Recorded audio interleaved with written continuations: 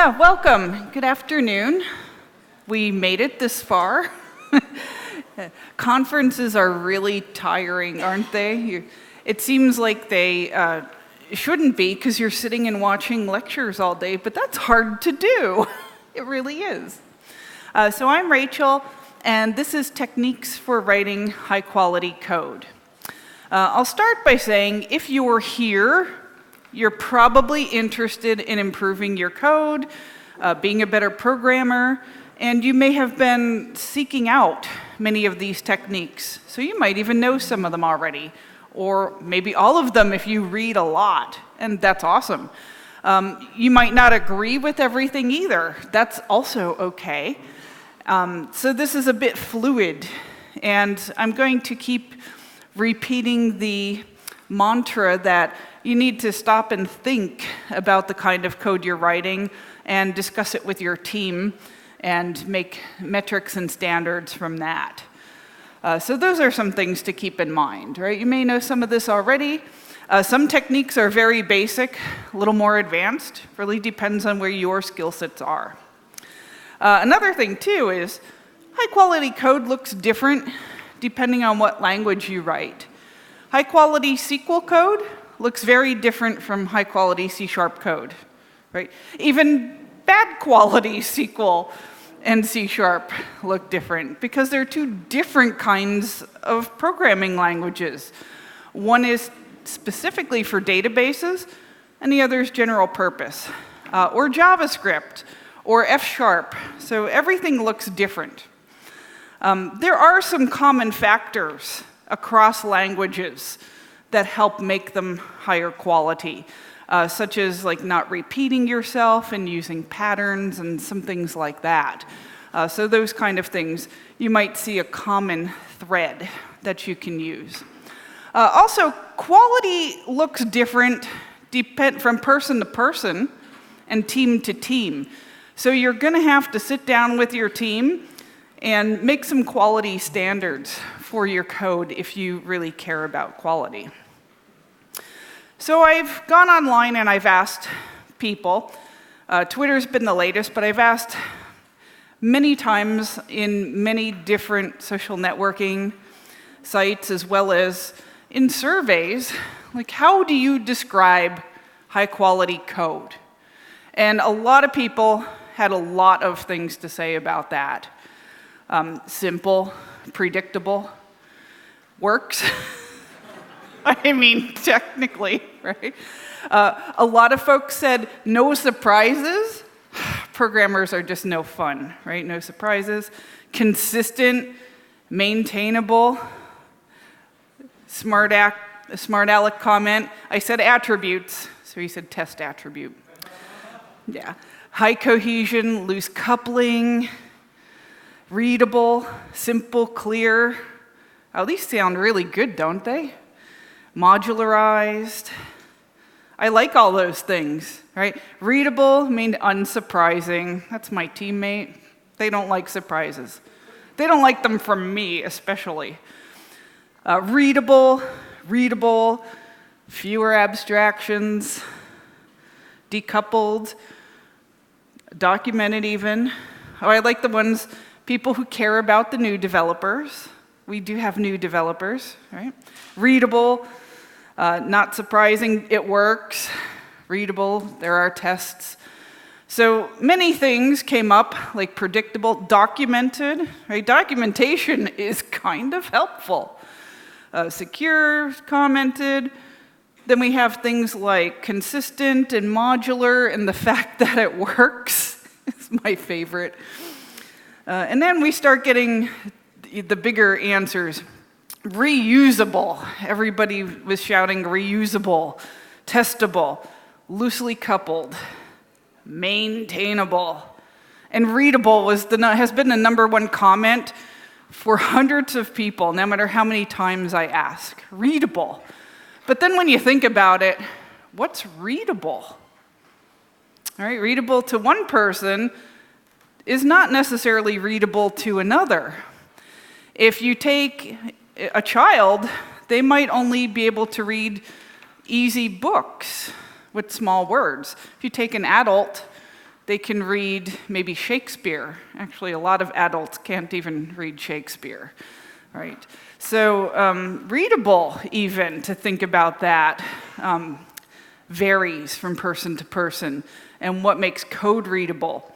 And then the same, maintainable is a little bit easier to nail down, and testable. There's some things that we could do, but number one thing was readable. Some people threw out some really interesting things, such as a code base with absolutely no comments whatsoever. And that was their only measure of quality. Yeah, that's not for me.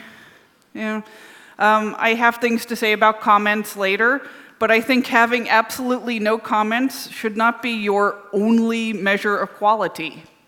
I don't see how that helps, except that you know there's no comments. Being able to delete and rewrite the code, somebody said. Only one person. And I thought, but if you have to delete the code and rewrite it, isn't it because it was bad in the first place? I don't see why being able to delete it makes it quality. So that's debatable. Where it's stored, I guess it depends on how you get to that. Maybe if they meant file organization, but they weren't very clear. File sizes is not the most important for me. However, if you use good coding techniques, you should have smaller files by using other better coding techniques, rather than simply looking at the file size instead of what's in them. I prefer to look at what's in them, and if it's smaller amounts of code in the files, we're good. A mature code base. Yeah, I've seen some of these that are really crappy, right? And there's some that are pretty good. Actually, mature code bases can deteriorate kind of quickly, or it could be a long, drawn-out death for some products. So there are some interesting things that people consider quality that I don't agree with. Maybe you do, maybe you don't. So you're going to have to sit down with your team and say, what's important to us? Right? There are these things we could do, what's important, and what are we going to focus on out of this whole buffet of things you can do. There will be things I can't even get to in the talk, because we don't have all day. So let's start with readable code, since that's the number one thing. So some guidelines for readability. Well, easy to follow and logic. A lot of programmers just don't do good with the logic. One thing that will help us make code easy to follow logically would be code reviews, right? Because people can look at it and then say, well, you know, I'm reviewing this code, and I think there's a logic error here. I'll talk about clever code upcoming in a slide. Code that's things that are not done religiously. So you have somebody on the team, and they find a new pattern or a new thing to do, and then that's all that they do. Every day, every minute of every day. And they don't, sometimes that's you. I've been there. Right? So you find this new pattern, and you have to do it. And then they realize that there might come this time where an exception would actually work. You know, something that's an edge case for programming. But then they don't want to do it because it doesn't fit into that pattern or technique. So even if you choose a path, sometimes straying off of it a little bit for a well-thought-out reason is appropriate and will actually make the code better. All right, so we don't want to get religious about things. You know, we actually have religion, if you would care to be religious. Right? It's already been there. Consistent is good, right? So we want things as consistent as possible. Once in a while, you will have an exception to that, but as long as the bulk of it is consistent, and then it should be easier to follow, and it should help make it logic. Also, styled code. People tend to forget about this one or brush it off as not really important, but well-styled code actually makes it a lot easier for readability. So I'll get to that in a bit as well. Let's start with some names. Names of classes, names of variables, names of any kind of item. So clear and concise names, showing the purpose, and people like to fight over things like one-letter variables. Look, if you have a tiny block of code and it loops through a record set and you call it N or I, but it's very clear from the preceding code, that's what it's doing. If it's pretty clear, then it's not a problem. But that's up to you to decide with your team. Maybe for your team, you'd just prefer a bigger name. If it's buried in a huge chunk of code, probably not the most readable. It's things that are cryptic that make it more difficult. And cryptic without a context to talk about what that variable is or does. With that, something to consider, and your IDEs can help you with this, the type. And this depends on your language a bit too. A lot of languages will just allow you to use like a var statement or some kind of statement that will do type inference for you. In that case, you probably want to go with that. It's often optimized. So in my sample here, I have customer ID. Well, it's clear that that's an identifier for a customer. In this case, I could do var, but if that were not clear that it's mixed characters and numbers, I could say string, right? And then we would know it's more clear. So if declaring with a type makes it more clear, put the type, right? And you could just make that as a rule if you want.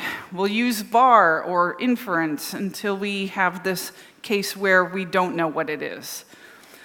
For plurals, generally if you say what it is, like customer list for a list, or even just a plural, customers tells you what it is. Booleans get a lot of people confused. So ones that are kind of, you could kind of tell, but you might have to look twice. Person, age, or just save. Right? Well, if that's in an if statement, like if person, well, if person what? Okay.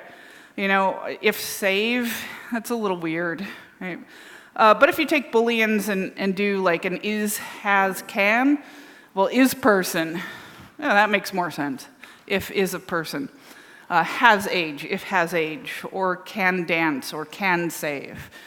So if you sometimes prefix with a verb, it helps a little bit to give us a little bit better naming quality.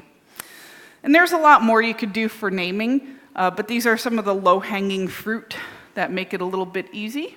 But names are, they're one of those things in computer science, right? It's very difficult to nail them down sometimes. So whatever you decide on that's quality for your team, put naming in as part of it, decide what you're going to do, and then make that a rule. For readability and style, of course, the compiler does not care. It can be syntactically accurate. The compiler's still going to be able to parse it. It's going to be able to read it. It's going to know what you're talking about. But it's that next human that doesn't necessarily know what you're talking about. So what we want to do when we're dealing with humans that you don't have to do with computers is focus on your eyes. So anything that actually avoids eye strain and makes it easy to skim through code. So sometimes there's code that's well-written code logically and optimized for the compiler, but somebody did not format it, and you have something indented here and there and way out of place. And as you're reading it, it actually takes longer because you kind of expect brackets in a certain place and indentations in a certain place. And even to a degree, color coding of your IDE to point out, maybe comments in green or certain colors, right? And those things actually, when folks videotape programmers, and they do eye tracking on them. You can actually see their eyes kind of getting stuck if the color is not what they expect, if the theme is not what they expect, and if the indentations and styling is not what they expect. So it actually does take some extra time if it's not styled well, which we don't expect it to be like that, but it really does. And if you figure all of your programmers, let's say you have 100 programmers, and they each need to take a few minutes every day just for their eyes to adjust, that adds up to being some serious money after a while. So things for styling are make it easy on people's eyes. Now, people could just choose their own colors in the IDEs. That's pretty easy. But things like styling and formatting, where indentations go and things like that, that's what you have to sit down with your team and decide you're going to do. All right, so, and then you could argue over tabs versus spaces. Because that's programmers' favorite thing to argue about, it seems, right? And then where the little bracket goes. Right? And this may be different depending on the language, right, as well. But readable style is actually kind of important for fluidity in reading. So a readable style, it really is. Using fully qualified names, FQNs, or not, right? So we might put a bunch of using statements or imports at the top of a file and then just use the short names, or we might not. Okay. Also, small things like named versus positional arguments. If you have a lot of positional arguments, folks often have to consult the documentation or a little helpful feature in a tool to see what they are. Maybe your team prefers named arguments where available. That does make it a little bit handier. And as somebody that works at JetBrains, right, here in Rider, if I have a bunch of arguments, I can tell it to show them as named arguments or positional arguments. So in this case, when I go to call something, it actually, I only have one argument in this little sample, but it tells me what it's expecting, which is kind of nice that the IDE does this. If not, you can set up frameworks yourself to do that as well. Now, if you look at styles, this is just HTML. And this is especially amenable to style. If you look on the left, it's bunched up, and the indentation is not right. So if you were to read through that carefully, if you were maintaining it, your eyes would have to stop. That one input tag might even bug you enough that you have to go in there and fix it. Like, I would have to fix that, because that would aggravate me. But nicely reformatted on the left makes it really easy to skim down, see what's going on just based off of the indentation. So styling can actually make a big difference, especially on a team. Plus, your code just looks cleaner. With style, of course, comes navigation, so code that's navigable. To get navigable code, generally we need two things, and that's tools plus patterns. So if you're an ASP.NET developer, if you're using MVC or even MVVM, there's a whole bunch of tools, including Rider, that would help you be able to click and jump between models, views, controllers, and all of those related elements. And if you're using the patterns as implemented by, in this case, it would be by Microsoft, it should make it very easy. If you're doing, say, Cake PHP, and you're using tools over there, right, those tools should help you navigate those relationships in that language. So that makes it a little easier to read as well. This one is an interesting topic, clever code. It is always so awesome when you write that little clever piece of code, and you're like, look what I did. This is really cool. And then nobody knows what it is that you did, except you when you write it, 30 minutes from now, you actually forgot what you wrote. Sometimes it takes a little longer. So readable code is better than clever code. There will be exceptions. If you have to, say, loop through a billion items, that's a lot of looping, and it's causing a performance hit, well, okay, maybe you need a little optimized piece in the loop. That's clever. In that case, document it well. Use comments, right? And then that should work out. So make sure the team knows that's what you're doing. And that should show up in the code review, right? So that should add to quality. But clever code never is. It's never clever if other people can't read it. So for example, if I wanted to just multiply something by 4 and then check to see if it's positive, I could do this.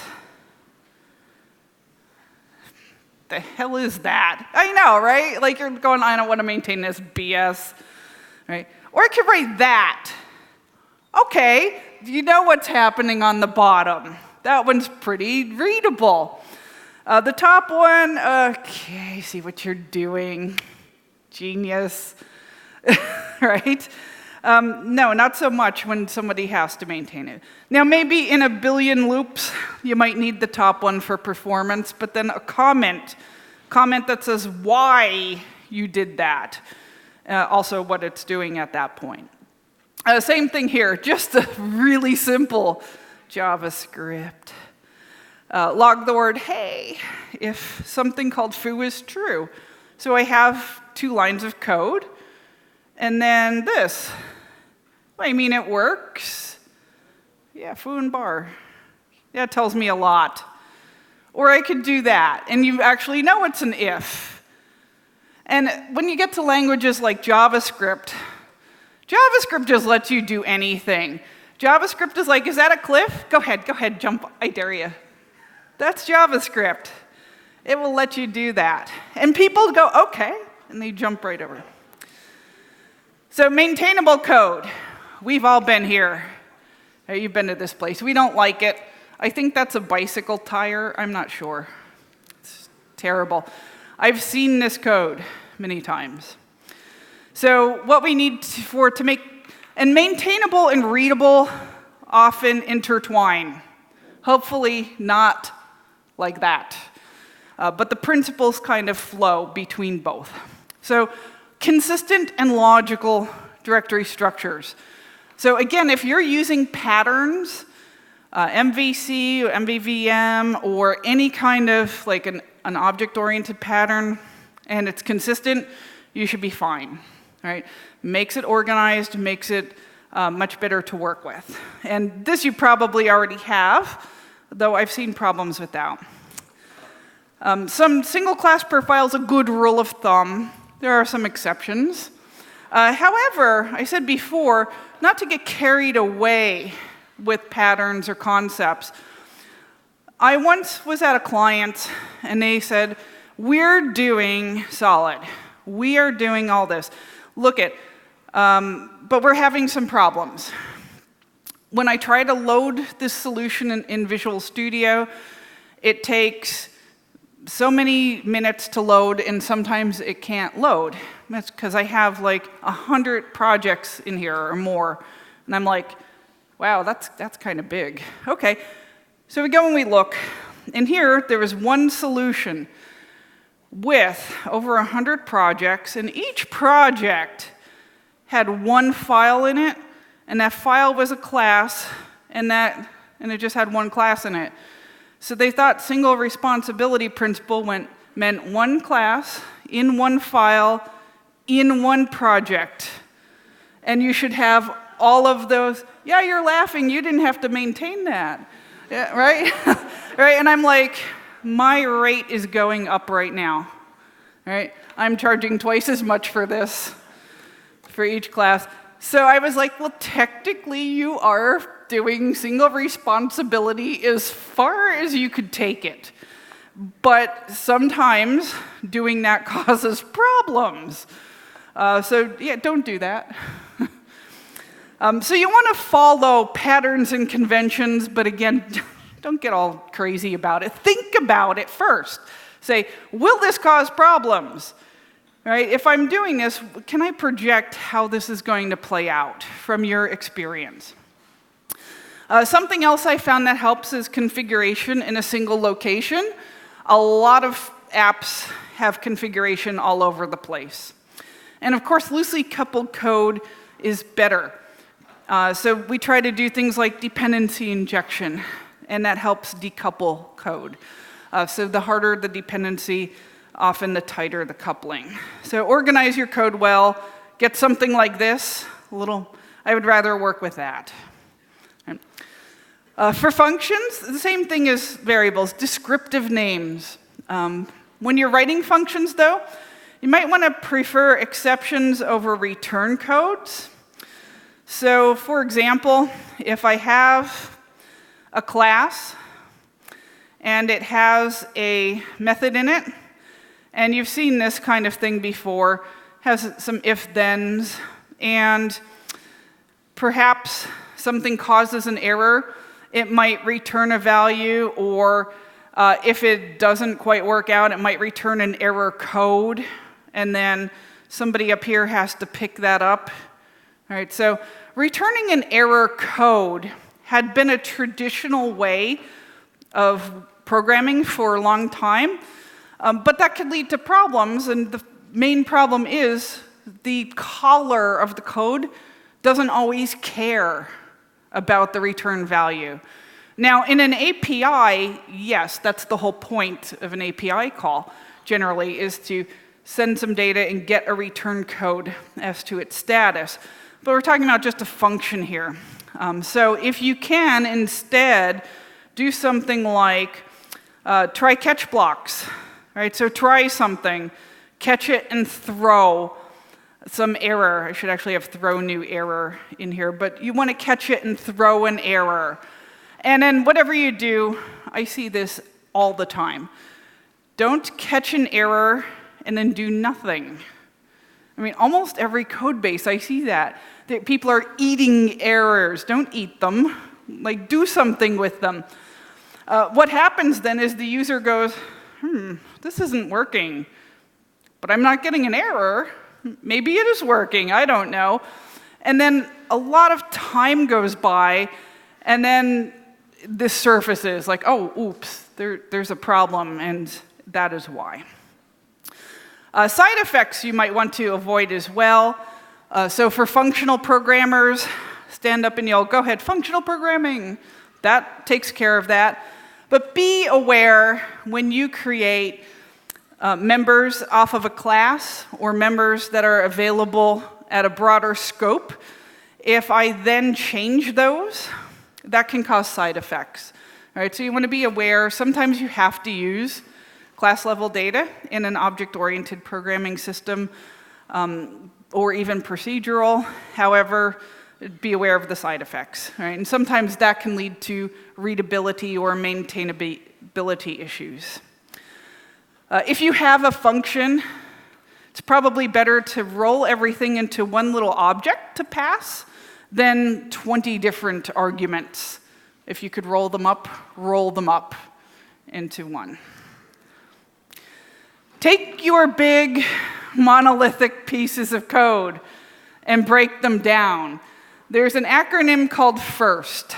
And break them down, yes, take the big lump of code and make it into smaller, better parts.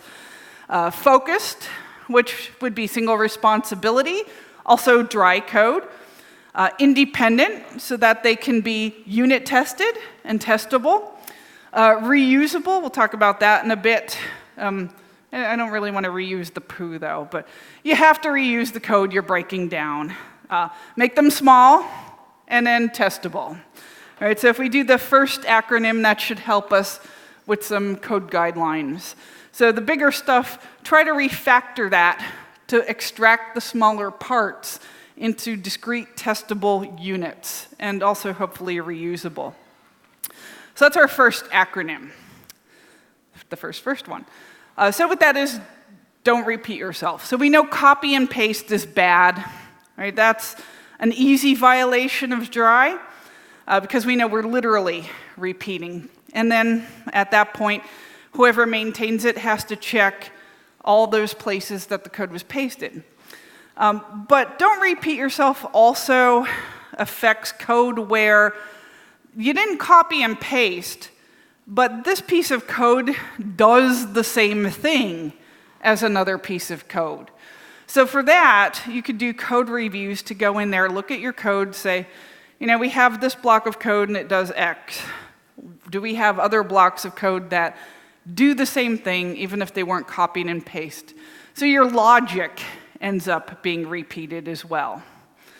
So we want to keep that to a minimum, because you do have to maintain that twice, right? Even if it's not a copy and paste. For comments, a lot of people don't like comments at all, but I think comments are pretty easy to maintain in a code base if you just adhere to a few rules that your team sets, and you actually adhere to those rules and surface them in code reviews and in your build process. So comments should explain why you did something, not what. Right? I saved a file. Good? Yeah? But why did you do this weird thing here? Oh, well, maybe you had to validate something. So keep Captain Obvious out of there. Right? I saved it. Good for you. If it's pretty obvious, don't put the comment in there. No comments are better than an out-of-date comment, because an out-of-date comment is essentially a lie. It didn't mean to be a lie, but it's not correct information. So at that level, it is. So no comment is better, because you'll at least have to start from ground zero than starting from bad info. And this is probably the biggest offender. People see a block of code, and they don't want to deal with it, so comment the whole block. You ever come across a big chunk of code and it's commented, and your first thought is, why is that commented? Who did that? Why did they do that? I wonder, is that really supposed to be commented? And you sit there for a few minutes, philosophically wondering, why does this exist? Does it exist? Ask the Buddha. So don't use them to delete code. And I see that all the time, even though it is the year 2019 and we have source code control. Here's a pro tip. With source code control, you can delete that and get it back later if you need it. It's all in the history. So don't delete code by commenting out. It just freaks other programmers out. For classes, again, single responsibility is a good thing for classes. Don't get carried away with it, though, to hundreds and hundreds of single class projects. That's not what that meant. Organize them well. Avoid the Swiss utility knife. This shows up a lot. And the class is often named utilities. Yeah, you ever see that class? It's just called utilities. There's a whole bunch of crap in there, right? And some of it's static. It's just, and people just call into that for whatever garbage they need at the time, right? So that makes it hard to read and maintain. So, if you need a specific kind of utility, like dining utensils, right? Make that a class. But, just a class that does multiple things, not good. Try to organize it so that classes do one thing and do that thing well. And that leads into the solid principle. With that, we have technical debt. And this could be a whole entire talk in and of itself, just managing debt. Now, Americans seem to love to be in debt. And I think their code shows it sometimes. I could say that way over here, because there's like 3 Americans that will come yell at me. So technical debt. So that is when, I probably shouldn't do this. It's a little bit hacky. Yeah, I'm going to do it. And you do it. And then the code review comes, and they're like, what, you did this? Yeah, no time. Okay, goes through. All right, and then 6 months later, somebody's maintaining this, and they're like, what the hell is this? All right, so that's technical debt. So it starts out as a shortcut now. Later, it's biting you. Right? Now, there are cases where technical debt's okay, as long as it's well thought out. And you said, look, I'm doing this thing, and I know we're pressed on time, but we do have to ship. And what we're going to do is document this. I'm going to put it in the comments, going to put it in my source code control, and make the team aware we are taking on some debt here, clearly label it, and then actually go back and refactor it later. Make sure it gets on your Kanban board or your burn down chart or whatever to-do list you're using. So as long as it's well thought out and then also well documented, then you should be good. If you want to avoid technical debt, writing tests up front tends to help with that, tends to alleviate a lot of debt because you don't get into that hack it up kind of atmosphere. So for that, testing and testable code, of course we know a unit test is that little small piece of code that runs other code to make sure it's behaving. So testable code needs to be small. So we've noticed this is a theme here, small code, single responsibility, dry, right? Those things all kind of intertwine. Also with testable, small, modular, loosely coupled code, right? So if you've been reading up on code quality or how to improve, you've been hearing this already. These are the things that you need to do. Keep it small, keep it modular. If we use dependency injection, we can then uncouple things to make them more testable or more easily testable. You can technically test any code, even ASP.NET web forms for folks who wrote that stuff. You can.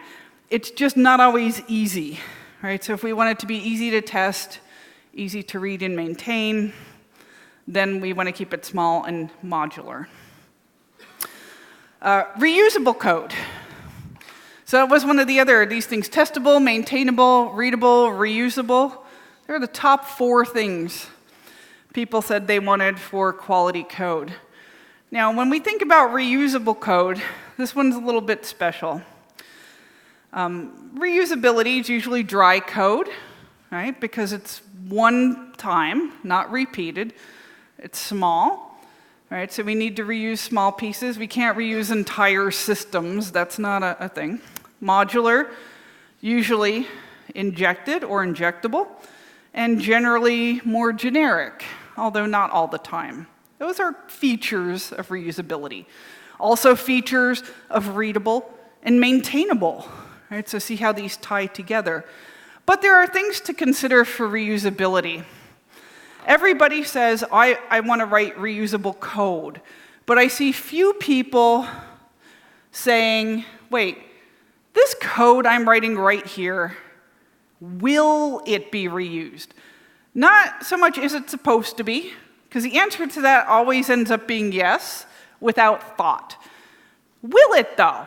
If you're writing a UI in React, is that supposed to be reused? Maybe small components of it, but a lot of JavaScript frameworks are for building up UIs and then next year dumping it and building another one, right, as a changeable UI with some kind of API on the back end. If you're writing tools like at JetBrains, or I used to work at Microsoft, same thing there, we're writing tools that share components between those tools. Microsoft doesn't like to write reuse code either, right? And the same thing with JetBrains products. So we write little pieces of code that can be used across multiple products. But if you're working at, a fish distributor, right, or something like that, does your little fish API need to be reused? Maybe. I mean, maybe if that's being exposed to other companies, right? We do have code that does that, but some of it, no. So if it's not, you still want to adhere to all these other principles, but you just want to consider that not all code is going to be reused. And just like everything else I talk about in here, you stop and think about it first, discuss it with your team, and then agree on something. And then create that as part of your quality metrics that you measure against. So consider things. You might have a very complex piece of code that really is only going to be used in one location. Consider that complexity. And then maybe reusability shouldn't be the highest goal, but the other pieces like maintainability and readability. Same with the dependencies. If you do have dependencies, then it's probably going to need to be reusable. So other things that we could do to enable high quality, measure it. Everybody talks like, oh, I have this awesome code base. Okay, but how do you know? Right? Are you actually measuring your code? Bug reports, right? Frequency, severity. If you have a lot of showstoppers, something to look at. I've seen this happen. That one team that constantly is rolling back their deployments. That's not a good sign, right? But it does happen. Choose what you are going to measure. First of all, figure out what's important to you, right? Based off of your projects, your team, and the languages that you're using. So choose those measures and consider things like passing style linters, like maybe style cop, or the stuff that's in, like Writer has a whole bunch of style settings. So you could just go into preferences, and it has this whole like code style section. And I wrote several pieces on our blog about different types of languages and what you could do to make them styled well for readability. So, what is that going to be part of your code reviews and your code metrics? Unit test coverage. 100% isn't always the best number. If people just managers go 100% done. Why? Let's think about it, right? Why? Because that's what you're supposed to do. That's never a good answer, right? You're supposed to eat well and exercise. Yeah. Some people do, right? But so we want to consider like, well, why? What are we testing? And why are we testing these things, right? So that's the more important thing. So you want good test coverage, but just picking out the number 100 because it's the number you think it should be is not a good reason. Syntax checks, of course. Certain things, like whether you use a type in a variable declaration, or like say C# or JavaScript, they have function expressions, function statements, different syntax, or C# 8 now has, or was it 7, has the function expression bodies, right? That's a nice Lambda-style syntax. A lot of people like it. Some people like a more traditional syntax. Well, if half your team uses one and half uses the other, even though they do the same thing, that can decrease readability. All right, so you want to get together on those things. And then how to organize your code.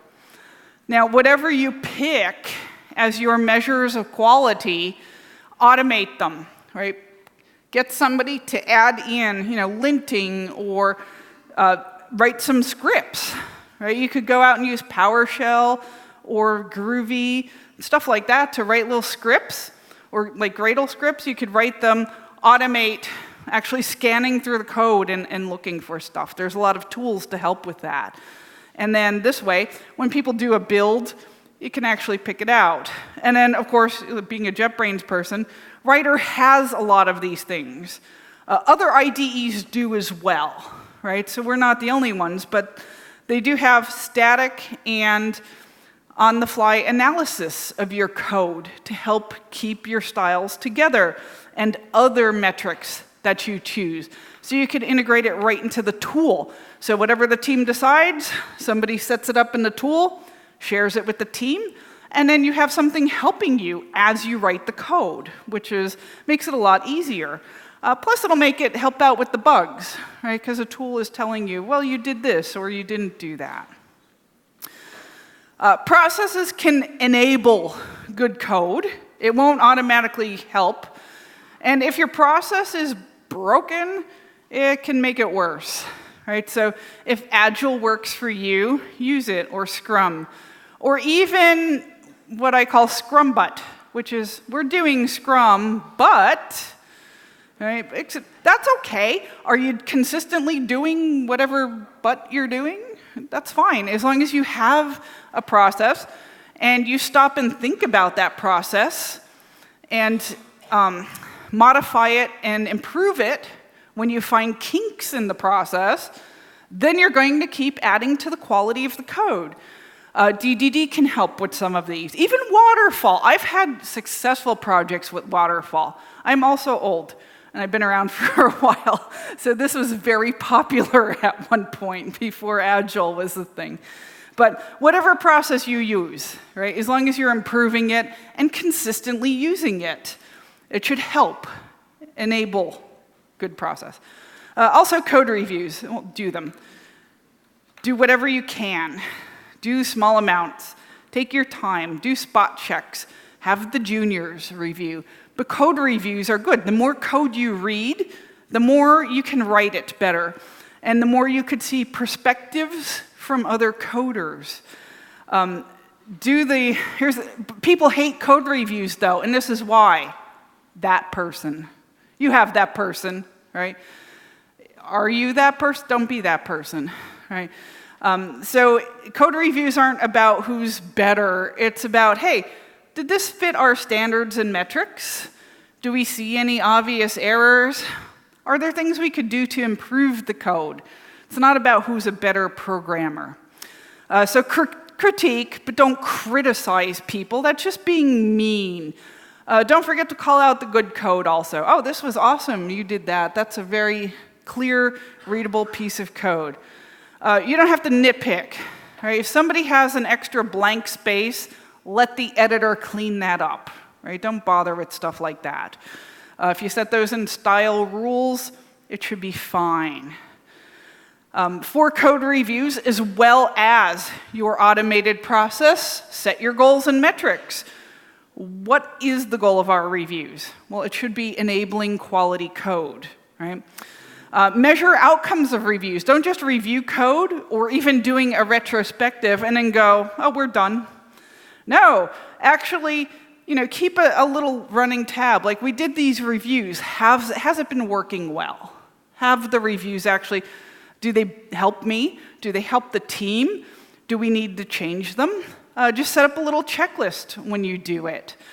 So common things to look for are obvious errors, good code, and code that isn't readable or to spec. Right? So there are some guidelines. I could talk a whole hour just about code reviews. So if you're going to use them, it's just a few things to do that should make it a little bit easier. The final word is what the customers get to say. So I know we all want to write this wonderful, high-quality code, and we want that perfect code base, not a flaw. And I've seen code bases that get pretty close up there. Some of my clients have built airplanes, right?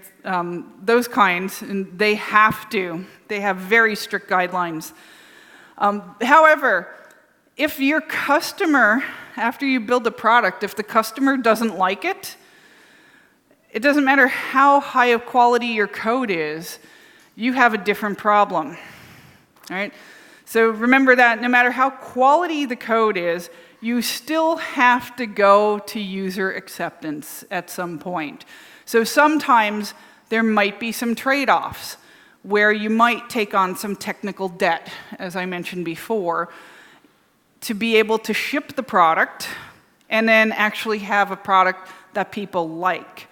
If you ship a perfect code base and people don't like it, it's not worth that much, right? So, and I've seen some very popular code bases that are crappy, but people like the product, right? So customers get the final word. Perfect timing. And I'll be around. There's more, there's tons of things you could say about quality code. But thank you for coming here, last session of the day.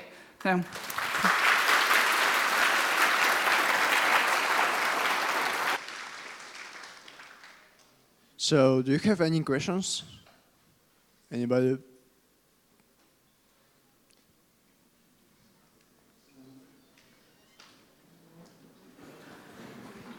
Hi, thank you for your presentation. And the question is about XML comments. And are they always good, or is it okay to, when the naming of fields is self-explanatory, do we need XML comments or no? Because it's duplicated knowledge.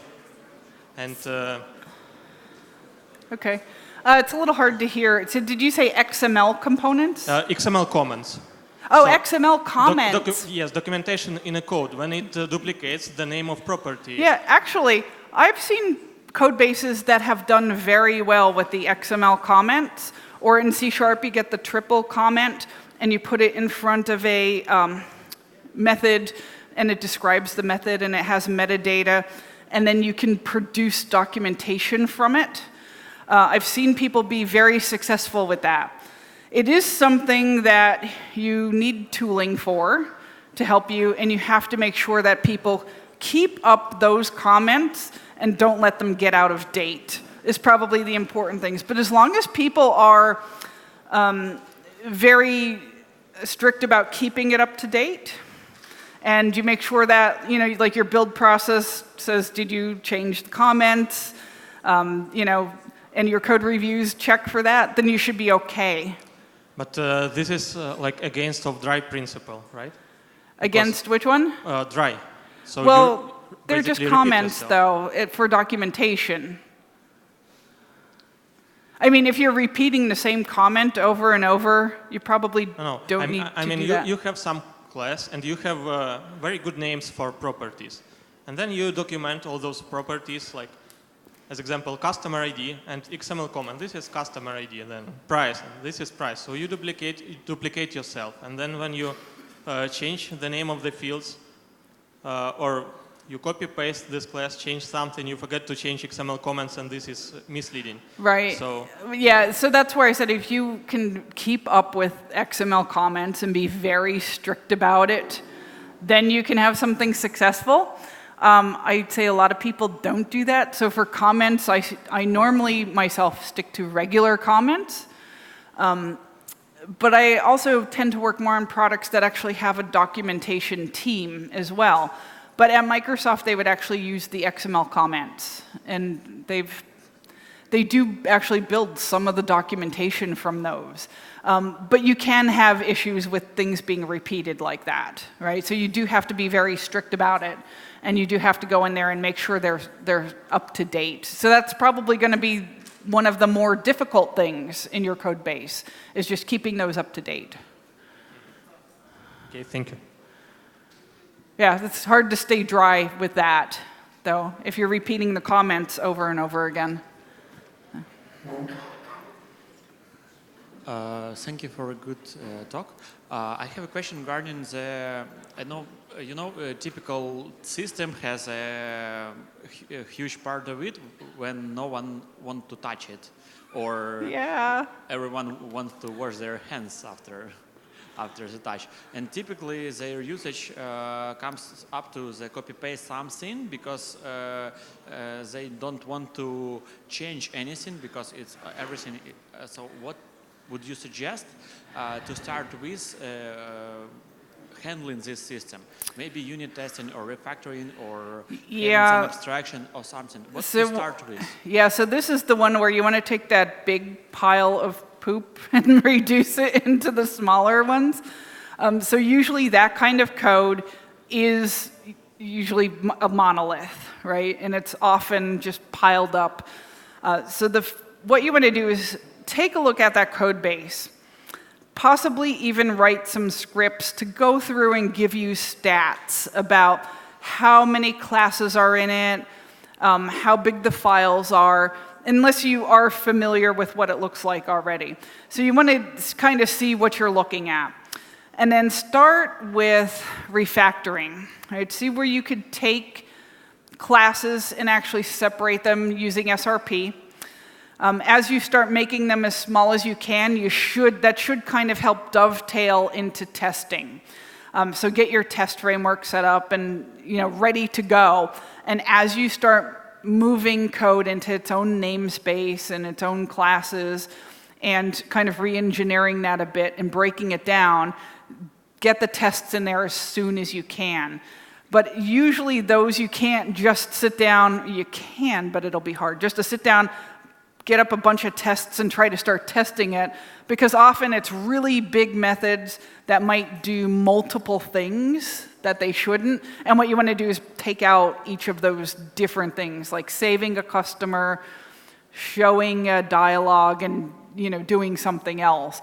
You want to separate those things out and test. Yeah, so refactoring and trying to get tests going as quickly as possible is usually the easiest way to tackle that. I've done a couple of this stuff, and typically the overhead is having new abstractions, because previously there were no abstractions, nothing. Right, just right. Simple. But it's a pain for the whole team to learn new abstractions Yes. and work with them. So do you have any recommendation for this case? Mm-hmm. So abstractions are hard sometimes because of those issues with moving legacy code like that. Actually, there's a couple of good books, and one is by Michael Feathers, and it's Working with Legacy Code, actually addresses some of these problems with the abstractions that teams face, because that is another challenge. First, you have to learn some new abstractions and then be able to apply them, which isn't too bad if it's a new project, but if it's something where things don't have an abstraction and you're trying to force that code to fit one, it gets really difficult at that point. So also your refactoring and testing should help, or seeing what you could do with that code. So you have this big code base and you want to break it down into smaller bits, but depending on what kind of code base it is. Like, is there a UI to it?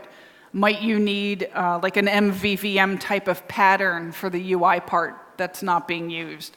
And then if you have a back-end part to it, what about breaking that out into maybe an API or some kind of a microservice, or just smaller parts?